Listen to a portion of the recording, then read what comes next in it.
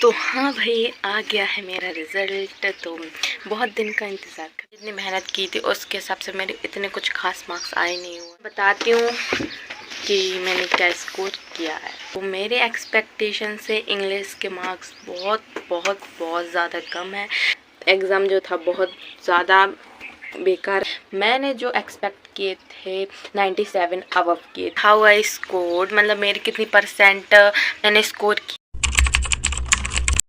तो हाँ भाई, आ गया है मेरा रिज़ल्ट। तो बहुत दिन का इंतज़ार ख़त्म हुआ, आज है मेरा रिज़ल्ट डे। तो let's see how I score. पहले मैं ये बता दूं कि मैं CBSE से नहीं हूँ, I am state board student from MP।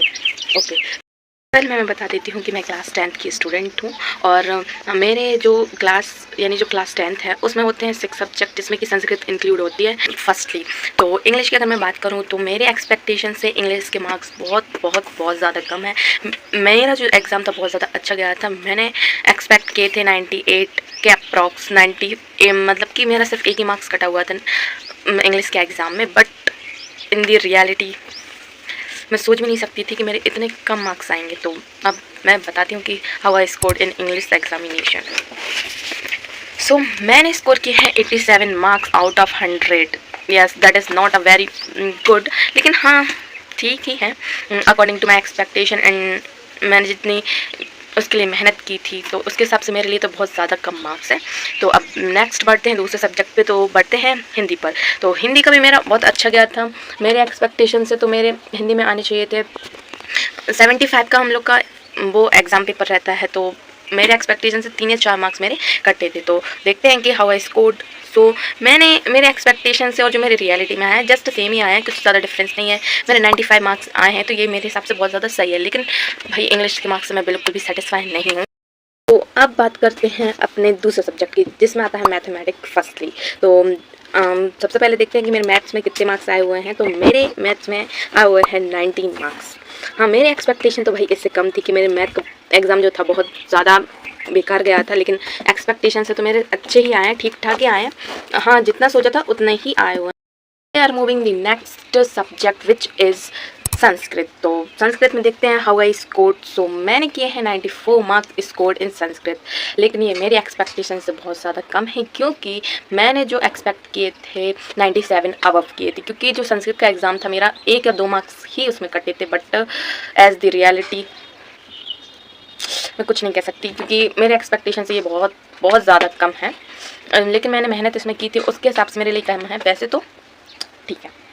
अब बढ़ते हैं अपने second last subject which is social science. में मेरे ज़्यादा मार्क्स तो कटने के थे नहीं, सिर्फ 3 या 4 मार्क्स मेरे एक्सपेक्टेशन से कटने चाहिए थे। क्योंकि जो बहुत ज़्यादा इजी पेपर था और मेरे को बहुत अच्छी तरीके से मैंने किया, तो उसमें मेहनत भी मैंने बहुत अच्छी तरीके से की थी।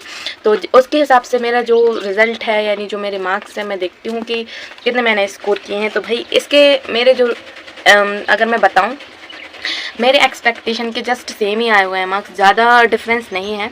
मेरे जो सोशल साइंस में मार्क्स आए हुए हैं वो हैं 94। यस, तो मैंने एक्सपेक्ट तो किए थे कि मेरे 96 या 97 आएंगे। बट हाँ ठीक है, उसके हाँ मेरे को लग रहा था, कंफर्म नहीं था इस वाले सब्जेक्ट में, बट हाँ मेरे हिसाब से ये सही है।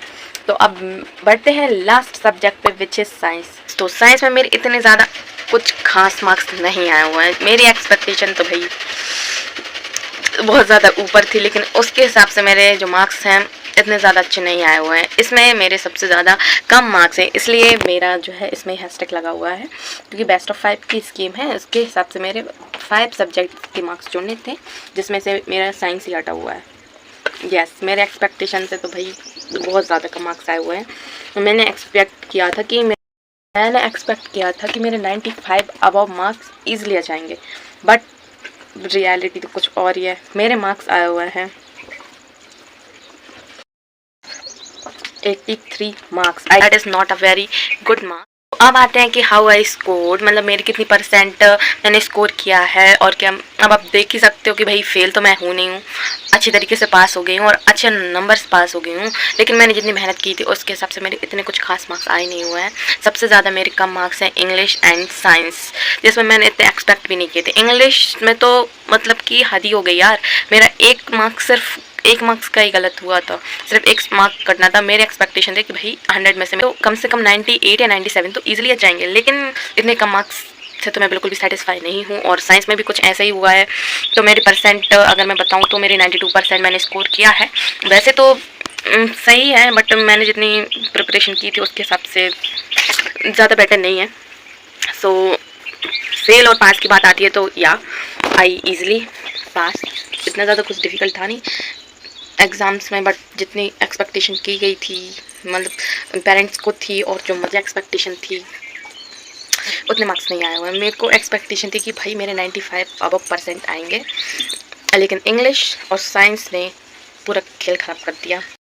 देख सकते हो कि वैसे भी स्क्रीन पे देख सकते हो कि मेरे कितने मार्क्स आए हुए हैं, और कैलकुलेट करके मेरे 92% है। सो और भी जितने स्टूडेंट हैं एमपी बोर्ड से या जो सीबीएसई वाले हैं, उनको congratulation for their result. Board exam मतलब कंडक्ट होने वाले हैं एमपी बोर्ड में, तो देखती हूँ कि मैं मतलब कि एग्ज़ाम देती हूँ या नहीं। So thank you for watching the video, like subscribe.